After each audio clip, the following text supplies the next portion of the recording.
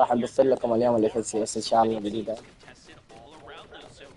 all around them. So a lot of favorable things kind of lining up for King. Take a look at this fight. Peterbot and Boyo. This is more about what we see from them brands to brands, right? طيب كيف اقعد في مكان مناسب او اخر نشوف كذا كويس.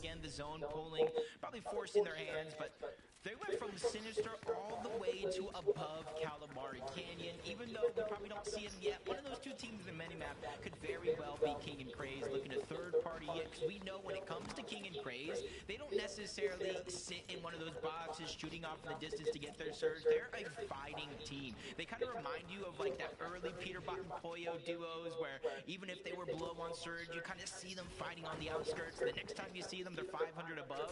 That's the feeling I get from King and Craze. Definitely a dynamic duo.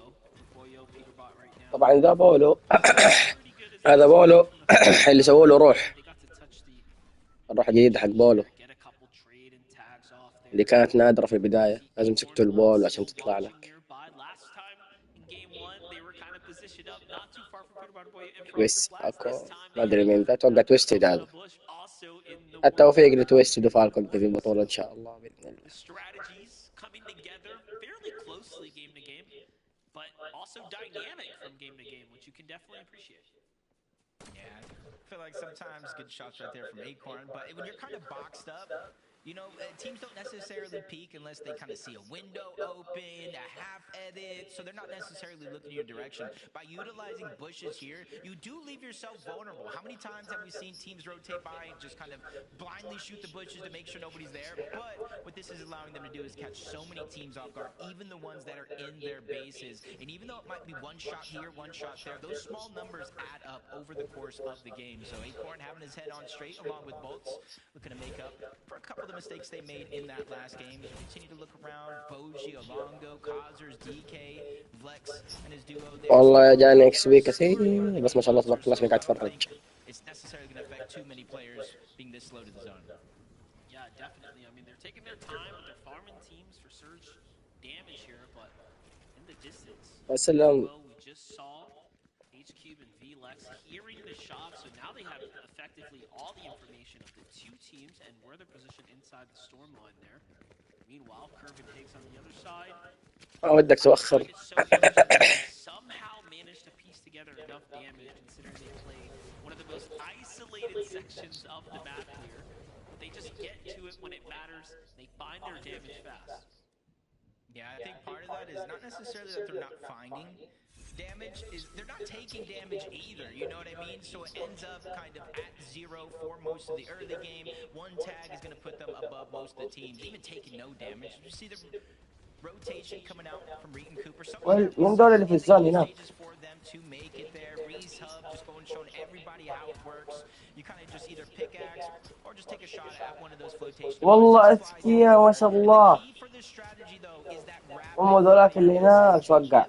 شايفين ذولاك؟ will simply do way too much damage. The flotation device will break, and you'll end up like the skipper just stuck in the middle of nowhere. والله حلوة الطريقة كيف توصل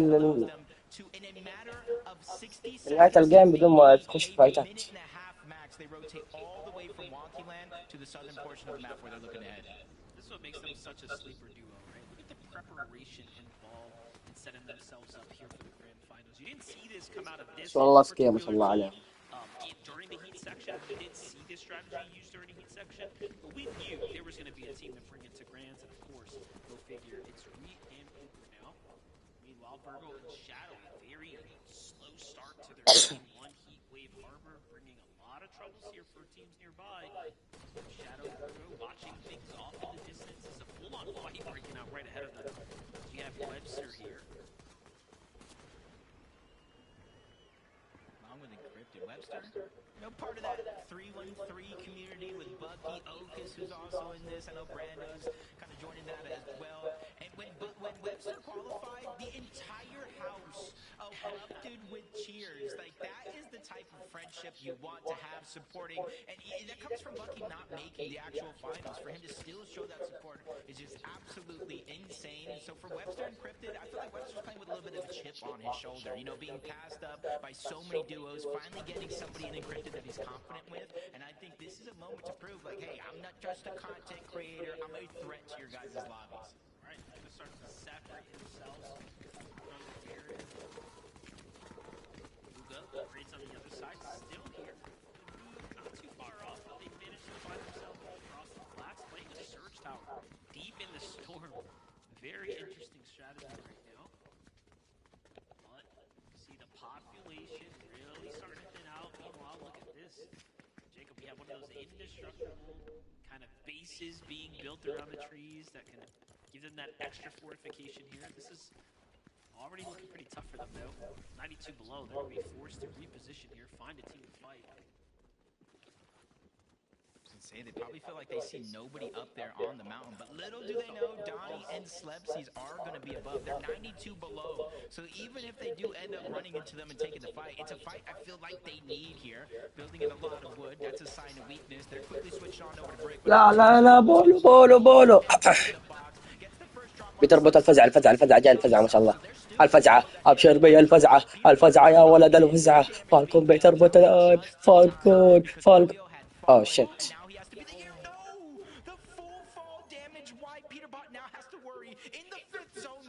Get his teammate back.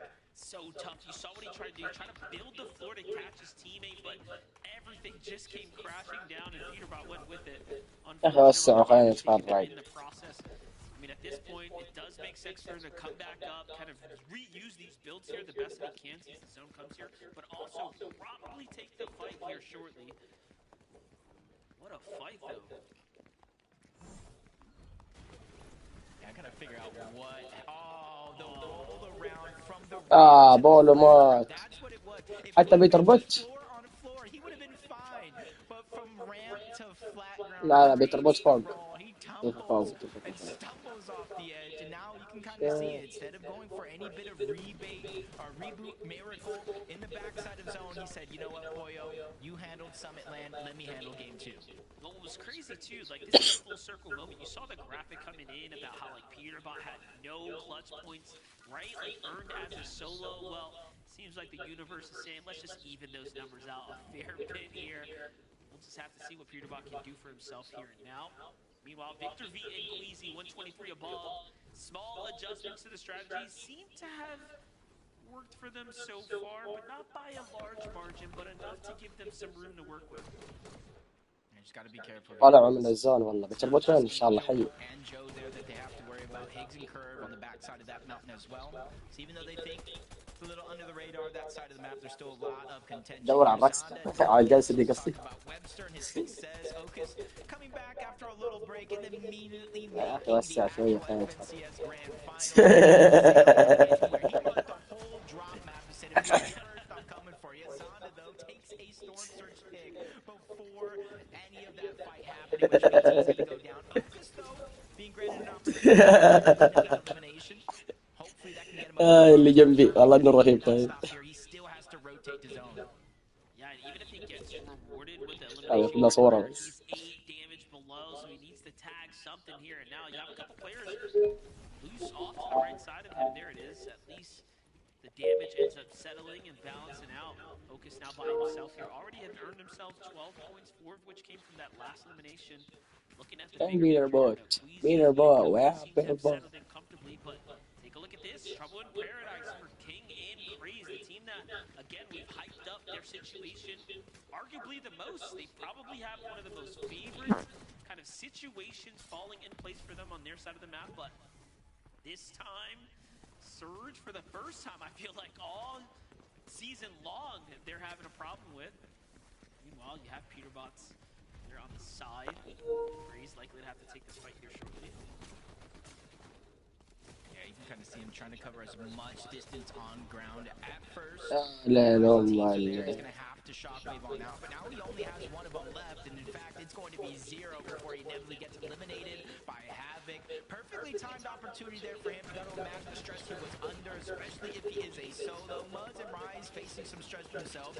Lobby focused for a short moment, and you know as well as I do, when you build in wood, you're getting focused. People tend to think you are weak. They can continue with that green light. Muzz is taking a beating here. Not sure where Rise is at. We saw him outside of the zone healing, but Muzz needs help, and he needs help fast. Yeah, this is really rough right now. Look at the map. Everyone has found themselves cuddled up on this bottom section, just the way this, rotate kind of played out here. And that's why the lobby focus is so strong. It's so noticeable here. Everyone can kind of just get involved, consider how close you are. And yeah, the clip بتربط here ماتش is not helping. في حق تويستد شفته What a way for this one to play out. بتربط فالكون بتربط بتربط بتربط بتربط قال لواحد اخوي مات بولو والله بولو اندعس سريع سريع عيب عليك يا بولو والله قصي الله يوفقك وينصرك عليهم يا شيخ ما شاء الله تبارك الله ما فوقعت ولا اي احد يلا الله يقويك خويه ما قتل حد ما عندهم ولا نقطة فوق هذول كمان ايش 50 مطلقة ومدري ايش يعني موارده تكفي يبني 50 بناية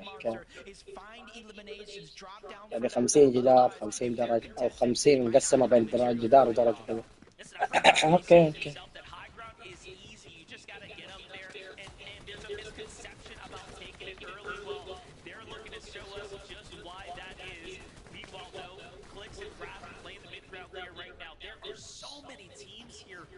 Considering how congested the way the zone is forcing players and it's moving right شالوهم the same areas. These are not max pulls by any means. So تربط مو موجود صح؟ الله يوفق قصي إذا في واحد عربي مسلم. Victor V and Queasy might not have all the time in the world to pressure because of those recycled builds, but Higgs and Curve, winners of game number 1. First place so far in our leaderboard, 121 points. Less than 40 players, so Storm Surge not necessarily a worry. 121 نقطة ما شاء الله تبارك الرحمن.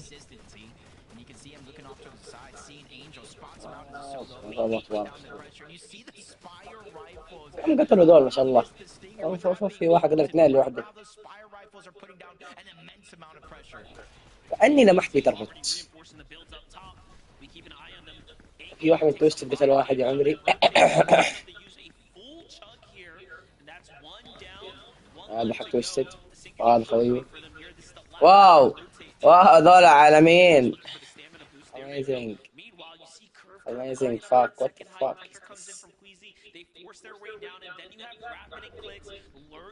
okay exit clicks وقع ذا خوي كليكس كليكس هذا حق السايت exit clicks والله راح لهم والله سطع والله ساطي ما شاء الله والله راح لقصي يلا يا قصي يلا يا قصي يلا يا قصي العب يا قصي العب يا قصي الله ينصرك الله ينصرك يا قصي او اي مسلم في الجيم او اي مسلم في الجيم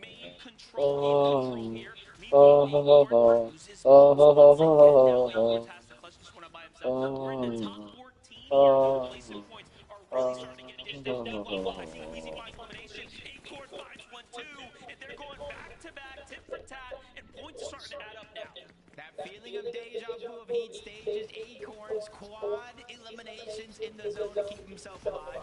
But as we jump on Dark, Cold, and Ritual, you can see them going underneath the radar, only peeking when they have to. They know they have to rotate to the zone, but they're lurking on any potential players that are in shambles towards the back. Before they start to move forward, they realize they want to take the left side where it continues to open up, cut off as many players as possible. Acorn doing it all by himself, so he has to make that sacrifice. You see him run into the zone, build some extra space, and then start his heals.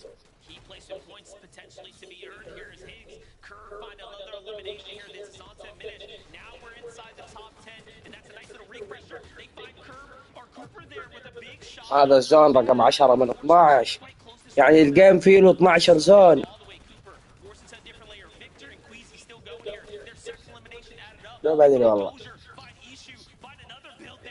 قصي يا عمري 46 نقطة قاتل واحد وخويه قاتل 2 ولا هم كتيم قاتلين 2 لا توقع بواحد وخويه 2 اقسم برب الكعبة قصي اسطوري ما شاء الله. اوف مين ده 155 كيرف.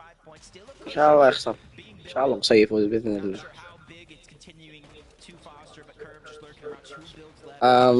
ماني قادر اروح ولا اكمل الجيم. دقيقة.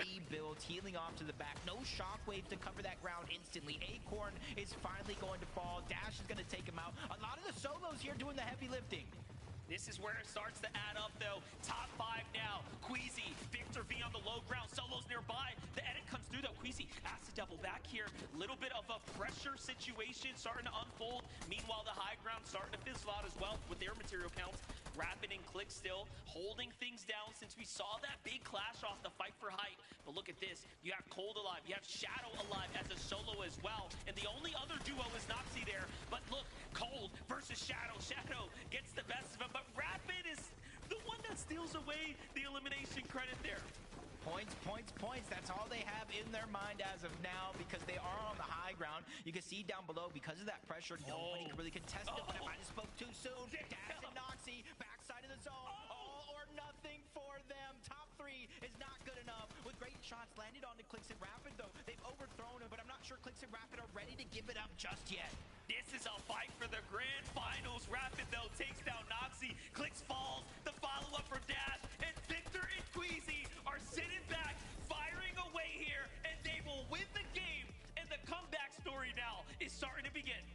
He was talking about high ground. High ground's easy when you take it. Just look down. They lost high ground. They were forced to give it up, almost looking like they were in shambles, but they turned it around and took the game, Zeke. Yes! It's all easy when you're Queasy. Guys, is this just a story of the Young Bucks? Like, what the heck? This is now the second game. Game 1, we get Curve win. Game 2, Victor V win? Kelly? I mean, listen, as soon as we saw Vicky V with that mythic pistol in his hand, we knew that that was meaning that he got to take it away from Higgs, potentially. We don't actually know what happened in that off-spawn fight, but to see that pistol in his hand, we saw just how devastating he was in heat. So they were able to control that so well on the low ground as well, Vivid. That is where, not necessarily we see Queasy frequently, but a great way to handle losing that early high ground take to kind of convert that high ground loss into a low ground dominance. And absolutely, that's got to be the biggest talking point for these guys right now. I mean, take a look at how well they ended up playing the low ground, how advantageous of a position they were in. They were just kind of shooting fish in a barrel with all these solos kind of running around. The refreshes just started to flow in. And I love when a team can kind of establish and play two different play styles, because we know Queasy wants to play the higher ground. But the most impressive thing about this game is that under a lot of pressure from Clicks and Rapid, they do not falter. They're able to drop all the way down, remain healthy, and kind of rebalance out their situation to pull out a victory royale. It's like way more impressive than we can really give them credit for, to kind of survive somebody trying to take away the higher gun, kind of have the intelligence to be like, hey, listen, we've lost it, whatever, it's theirs, let's go on and just win the game somehow, some way. An incredible win from Queasy and Victor V. It looks so good. I cannot believe that was just game number 2. Ooh! When we go to break, or when we're going to break, we come back. We're going to talk about things on this leaderboard. Things are starting to get shake up, but don't panic. It's just game 2. Don't panic. I'll panic for you. Okay, we'll see you after this. We'll be right back.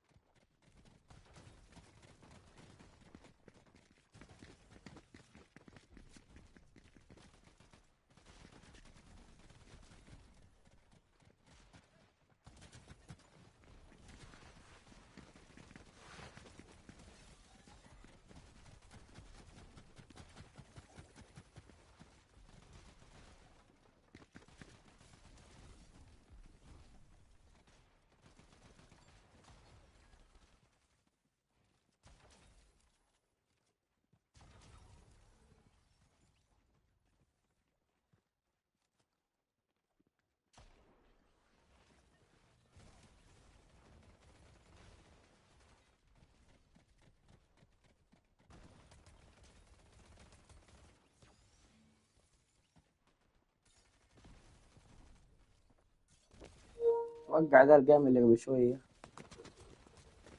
ورب الكعبة فرحان لقصي، اقسم برب الكعبة. الحمد لله ان قصي فاز. والله انه عربي بس ما عشان شيء، مش من شيء مش عن شيء.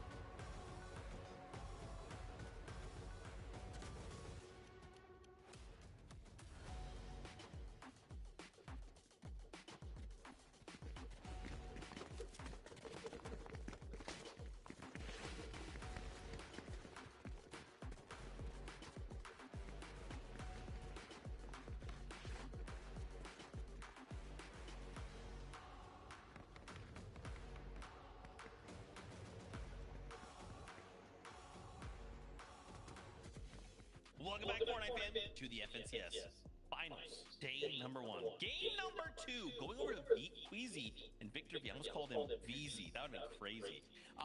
Shout outs to them. Crazy stuff وقصي. that last game. I did mention the leaderboard, though, and the craziness is kind of starting to develop. So, again, just a reminder, we're playing for 12 games, 6 today, 6 tomorrow. So, this is just the results after game 2. Everything's chill. Nobody freak out. 3 duos currently breaking into the triple digits. Higgs and Curve still holding on to that number 1 spot, which is pretty insane. Quite a ways out ahead of everybody else. Kelly, a 6th place hit with 2 elims means they get to hold on to that number 1 spot. Yeah, قصي وين؟ solo, kind of sticking to the back end of zone in that end game there. Definitely allowed them to collect just a little bit more placement points. قصي وشوف هاي Into هذا the أول. first place spot is معقولة great to حتى مع see الأول for them. رقاط إلا الخامس الخامس. Talking about great. We لا مو قصي اسمه Liquid كويزي. and Rapid. What a great way to show up on the main stage for day number 1. And you know, there was a moment where we saw Clix and Rapid take, or they were on second height around zone 8, peeking up to height, and then they steal it, but they stole it with Rapid and Clix having barely any builds, but this elimination والله زعلوني شكلي بطلع. to get this incredible refresh and be able to kind of control high ground for a lot longer than I initially thought they were going to do, Vivid. Yeah, actually, I thought Clix and Rapid were going to go ahead and win this game, but we did, of course, see Noxy and Dash pull out one of those, like, major plays that we saw a bunch, right? Kind of hanging back into the storm. Of course, it was a little bit easier to do it in major number 1 because you did have the overdrive grenades kind of combined with the flow berry back then. So now a lot of teams don't usually do it, but Noxy and Dash kind of bringing that into first here in major number 2, kind of caught Clix and Rapid off guard. That being said, it was still a great game for them. You can see they're now in 6th place. They went up the leaderboard 19 placements. They weren't, of course, the only team to fly at the leaderboard, as we did see our game 2 winners are Queasy and Victor V fly out 45 placements up the leaderboard. But the cool thing here is that 2nd through 10th are only actually kind of dispersed by just 22 points. So everything is very, very close right now. I'm looking at those triple digits right now at the top there. Ritual and Cold. I mean, you're right, though, Viv, right? It's still very close, especially just after the first 2 games of the competition. Some of these duos don't feel like, you know, if you told me, hey, this was like the final game, like if this was game 12, like they are all so into this right now. You can tell, Kelly, they're really giving it everything they have. I mean, even at the beginning of this game, right, we had that crazy clutch out of Venom. Like, these games have not disappointed. No, watching the end game and seeing it beat all the top competitors that we've seen time and time again. Cold versus Shadow in that moment, and I think it was Shadow that actually came out on top. I actually don't know if he got the refresh from that, though, because I think there was just so much chaos going on that even though you have these big names like Cold as a solo, Shadow as a solo as well, there's only so much you can do. And obviously Cold and Ritual currently at the top of our leaderboard right now, looking to be pretty good, but it's Cold and Ritual. I know that they want to win. Yeah, I mean, listen, they need to actually pick up in the eliminations category because right now they're playing super consistent. I mean, a 6th place, a 5th place, but they only have 4 eliminations in the first 2 games there. A team that we did not talk about kind of broke into the top 10 there. We kind of mentioned them after game number 1. They were in 15th place. Acorn and Bolts have now entered that top 10 territory after that game number 2 there, where they went ahead and picked up 8th place with 4 eliminations of their own. And again, with how close 10th and 2nd place are right now, this is still pretty much anybody's game. Of course, we're only 2 games in, so I don't want to start the ball earlier. But yeah, Acorn and Bolts seem to kind of pick it up here on the back. But actually, Acorn made a live as a solo that kind of clutch up a couple of points. And once again, I'm so glad that we got to see his solo clutch at the start of this show, that we got to be just fortunate enough to witness for Heats and Acorn once again proving that if it's down to him, he is going to be whatever he can to make sure he's at the starter just a few more points. So glad to see them break into the top 10. And although Zeke, I don't know if we have necessarily a breakdown of them, but Yuz and Sharkman, 2nd place, currently kind of showing some of our top teams up. I know, it's crazy, right? Like, this has been an insane first 2 games. We've got 30 seconds before we jump back in the game. I wanted to get your guys' thoughts very quickly. Again, we have to remind ourselves that this is a 12-game format. Though I kind of mentioned, like, hey, a lot of these teams are coming out swinging, we have to remember they have to do this over the course of 12 games, right? Like, if this was 6 games, hey, this is the pace we want to be at. But Kelly, with 12 games to go, we got to make sure we save enough to tank for tomorrow. 100%, and we've talked about historically how some players and duos do better on day 2, day 1, maybe a little bit of bot reviewing and kind of seeing what they can do to make some changes. And Vivid, I think that we're going to be seeing some of these teams as well make some changes for day 2. Yep, of course, would not be surprised. That's what we kind of love about the 2-day formats. All of our teams can kind of have the opportunity to adapt. But for now, still in day number 1, game 3, Zeke. I'm very, very excited to see how it pans out. Well, Viv, it's ready. Let's find our seats on the battle bus for game number 3. Already, Monster, it's looking like Higgs and Curve through 2 games are looking pretty consistent. Curve has the most eliminations and 2nd most damage. Yeah, you know, it's kind of crazy. Curve just finding his confidence this year after that FNCS championship win with Veno. I'm thinking he took away so many key learnings from that he is really looking to start excelling himself amongst the elite players. And hey, at the end of the day, Jacob, they're showing it. Yeah, and I think on the other side of that coin, kind of Higgs, the same thing. You know, going into the Summit land, Clix and Higgs, they won a Division Cup. They were on a high. They were like, we could actually win this. Summit land happens. They dud out. They break up. Higgs kind of blames himself. It's my fault, my IGLing. And now we took that role here as the IGL, letting Curve frag out. We can see if that continues because Game 3 is ready. So let's jump right into it.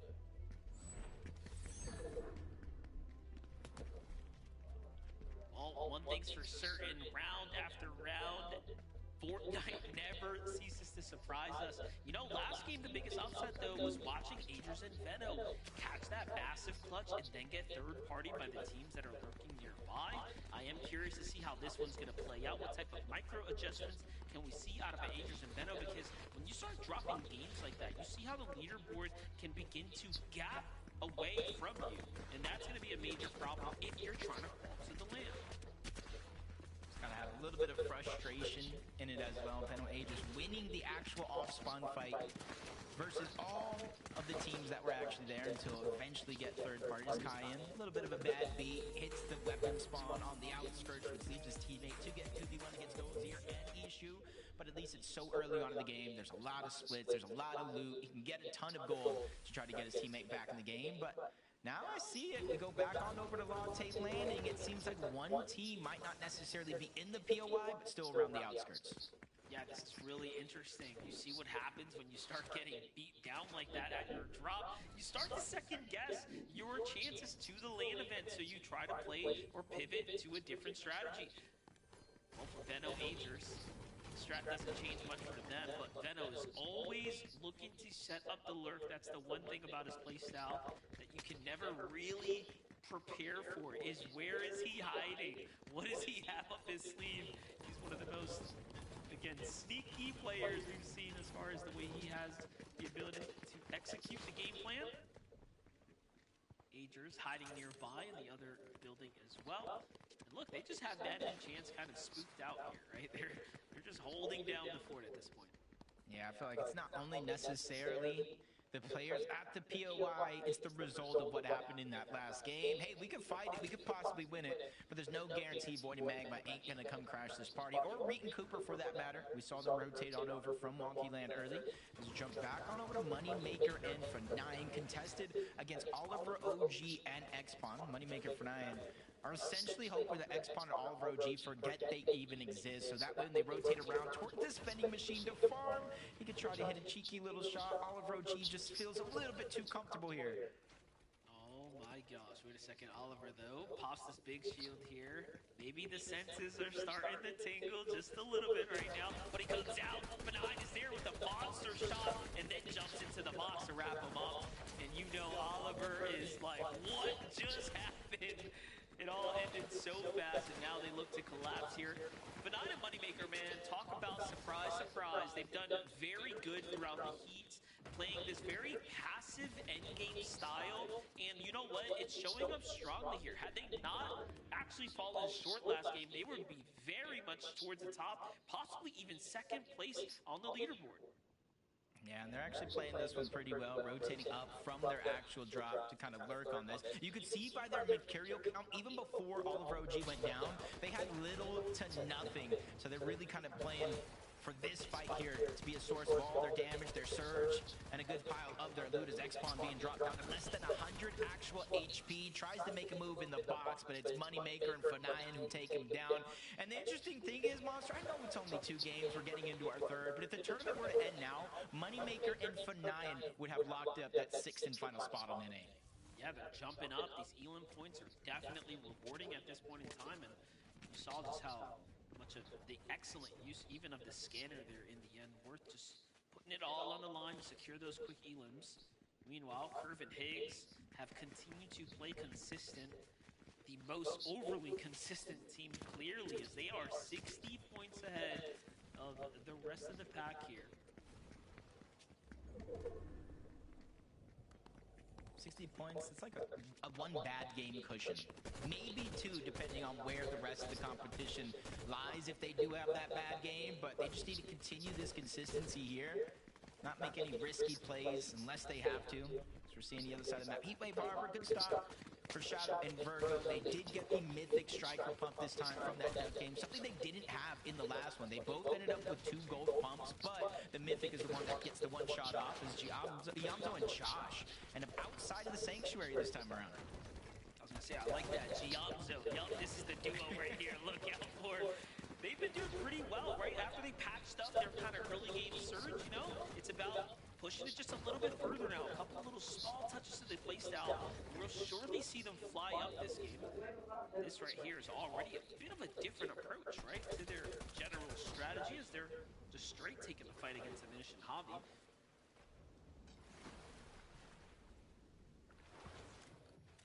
I'm not going to say they have a ton of familiarity here in terms of Josh and Giamzo, but they did attempt to land here. Game 1 of evals. They were contested. They got beat off of the drop and ended up going somewhere else, but it goes to show that maybe it's in the back of their minds. Just trying to disrupt the whole game plan and the pathing of a lot of these teams already having diminished. The next one in their line of sight, we see Peterbot and Pollo. I wouldn't say they're contested at Sinister Strip, but a whole other team of Acorn and Bolts are looking to get daring. Yeah, what is it with Acorn and Bolts just being so close to Peterbot and Pollo? It's almost like they're asking for trouble every single game. But this time around, they get a little close to the sun. Can feel the warmth coming from Peterbot and Pollo. Things kind of simmer down. Pollo's got the distance here. He's just putting shots down at the moment. A lot of loot to fight here. Fight for here, I should say. Pollo still not quite letting it up, though, as he backs off towards Peterbot. I wonder if this is some sort of Acorn strategy. Disrupt Peterbot and Pollo. Don't let them feel comfortable. And I know there's not a lot of time between games, but if they can find a few seconds to go into replay mode, figuring out what's going wrong for their competition, and maybe try to make a play to exploit it. But from Peterbot and Poyota Webster and Encrypted, Acorn and Bolts are just kind of hunkered down around the Sinister Strip mending machine, just seeing what comes their way and how they can utilize it as an advantage. Well, whatever Acorn and Bolts are doing, it's working pretty well for them. They've gotten the 13th place and an 8th. All that separates them from the rest is a couple more eliminations. They can pick that up just a bit in the end game. They'll be flying up and coasting towards that top 2. Don't forget, if you look at the top 11 overall placement points, anyone in this 80-point range, like, you are as good as being in the conversation to win this tournament right now. So we have 11 teams that are playing very, very high-level, consistent Fortnite at the moment. Okay, I give them credit. These gamers, I know they're professionals, tier 1s, but we have Observer, and I don't see the guy out there, and they're over here taking shots, getting their surge. Yemeni in the distance, trying to stay back over towards Cluster Coast. You got to imagine visuals and threats already rotated on out, so he's just trying to get whatever they got left behind. There is a vault there, so there could be plenty. Could be a good strategy for them. As you see in the feed, King taking down Cogs, there's Rise getting some damage, Yuz and Sharkman though. And even though they're, I want to say like kind of triple contested, double contested, it all depends on how you actually landed this drop. Yuz and Sharkman have been beating almost everybody in the actual drop spot here. They have kind of progressively getting better. At one point, we're first place in the overall heat. So this is a team I'm kind of looking at that I don't think anybody has on their radar yet, and they need to put them on their radar soon because they can be a threat for a global spot. Yeah, just like King and Craze have managed to find their way onto everyone's radar, you can see why for good reason. 2 eliminations here, fighting one of those few teams landing on the outskirts. Many and more to come here as the day continues to develop. Craze, King taking very minimal punishment in that fight as well. Now look at this. You have Sleepsy and Donnie possibly looking to come towards this machine as well. And this is just going to fall right into the hands of King and Craze. اوكي تبدا البطولة حقتهم دي. Really do start to separate you from everyone else. نجرب البلاي مود حقهم ده. Right now, but they spotted the team out there. They have to, instead of just clearing the POI, you know, that's one thing you really don't think of. ايش هذا؟ ما اسلحتي. سبايكس.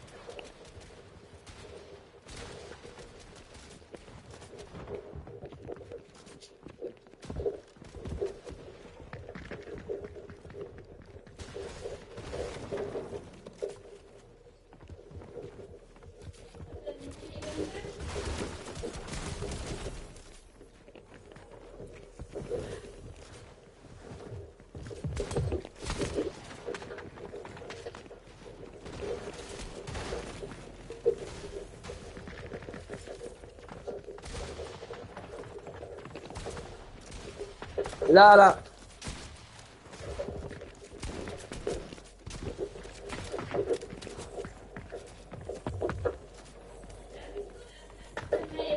طيب